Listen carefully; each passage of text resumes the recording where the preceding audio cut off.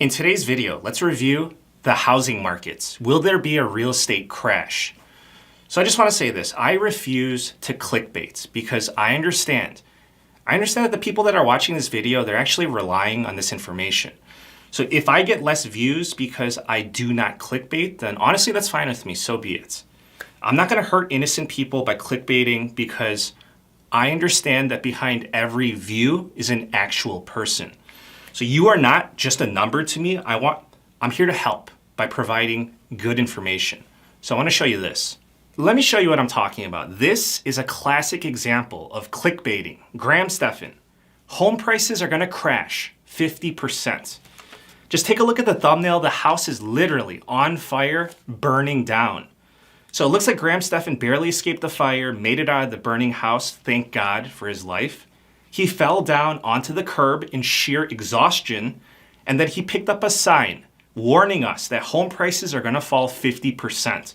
The biggest housing market crash of our generation. Okay, another thing is that I see this picture and it looks like Graham is trying to sell a burned down home and he's only offering a 50% discount. I'm guessing that listing, it's going to sit on the market for a while.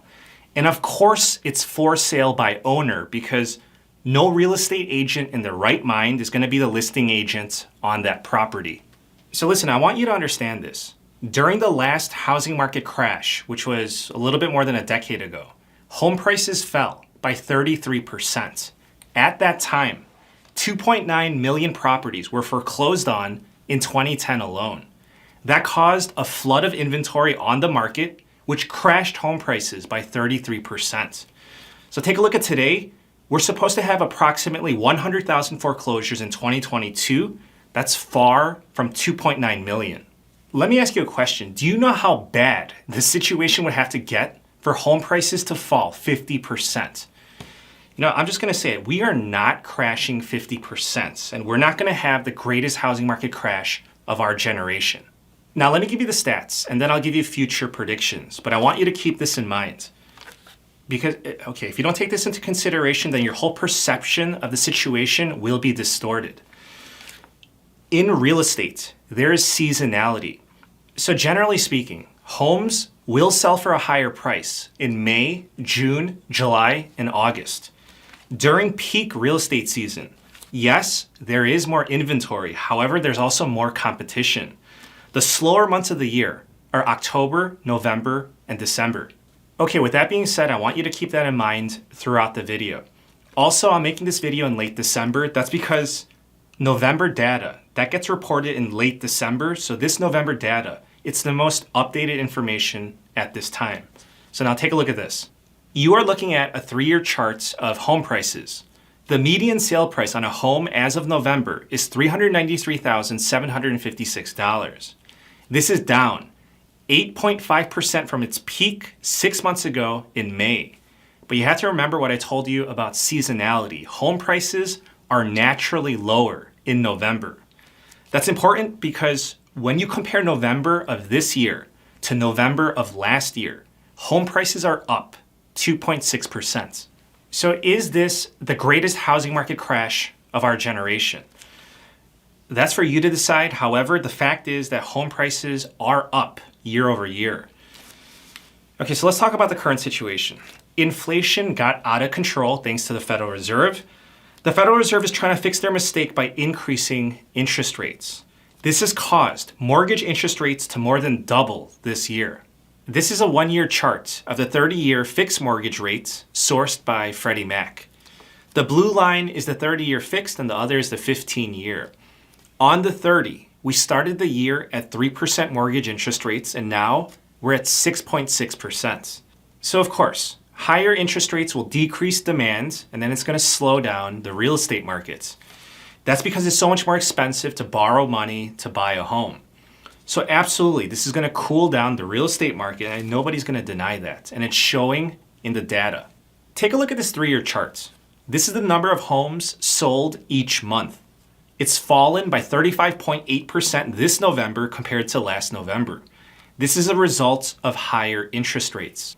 Okay, so there's less people looking to buy a home right now. So there's less demand, which pushes prices down. However, you have to keep in mind that there are also less sellers. That means less supply, which pushes prices up. So that's why we're not seeing a housing market crash. Now, let's take a look at the supply side of the equation. As of November, there are 1.52 million homes listed for sale. That's an 8.3% improvement compared to last November. So it's true, more supply is coming online, but it's not like it's a flood of new inventory. Additionally, compare this November to pre-pandemic levels in 2019. Housing inventory is still down approximately 24%.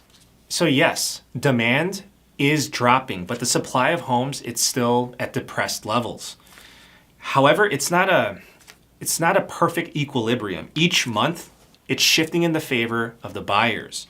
And we see that in the data. So take a look at this. Right now, 26.4% of homes are selling above list price.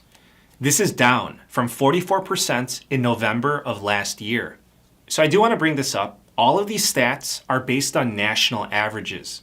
So the situation may be different for better or worse, depending on your area, your state, or your city. So take a look at this. This is the most up-to-date migration chart from Redfin. California is still the #1 state that people are looking to get out of. Florida is still the #1 state that people are looking to move into, followed by Texas. For the month of November, here are the top 10 cities that people are leaving. At number 10, Hartford, Connecticut. Number 9, Denver. 8, Detroit. 7, Louisville. 6, Boston.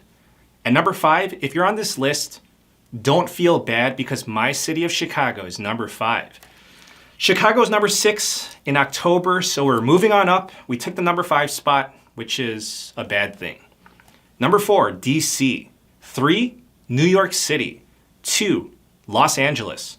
And number 1, the winner of people wanting to get out, San Francisco. So congratulations, you've retained the #1 spot. Now let's talk about real estate predictions for 2023. Here's what the experts are saying. Ultimately, the experts are saying that housing sales, so we're talking about sales volume, sales activity, will continue to fall further in 2023. That's because both buyers are reluctant to buy and sellers are reluctant to sell. New housing and inventory are expected to increase, but are expected to still be at depressed levels. So here's what Morgan Stanley is predicting. Morgan Stanley predicts a 10% drop in housing prices from the peak in mid-2022 until early 2024. Therefore, Morgan Stanley is predicting a correction, not a crash. Redfin is predicting a similar situation. Falling home prices, however, low inventory will keep home prices propped up.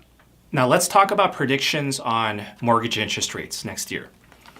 Redfin expects the 30-year fixed mortgage interest rate to gradually decrease throughout 2023, ending next year at 5.8%. So listen, I want to tell you this. This is all under the assumption that the Federal Reserve stops raising interest rates soon. The Federal Reserve is expected to raise interest rates by about 0.5 percentage point next year, and then after that, they're expected to take a pause. So the pause is expected to occur on March 22nd or on May 3rd. So I'm saying these dates specifically because those are their meeting dates, and of course that's published on their website. Now I want to end with this. I predicted that home prices are going to fall 10 to 15%. We're currently down 8.5%. But again, you have to factor in seasonality. Okay, so I hope this was helpful. If you disagree with my assessment, please let me know in the comments down below why. Please subscribe. I thank you for all the support and I wish you a very nice day.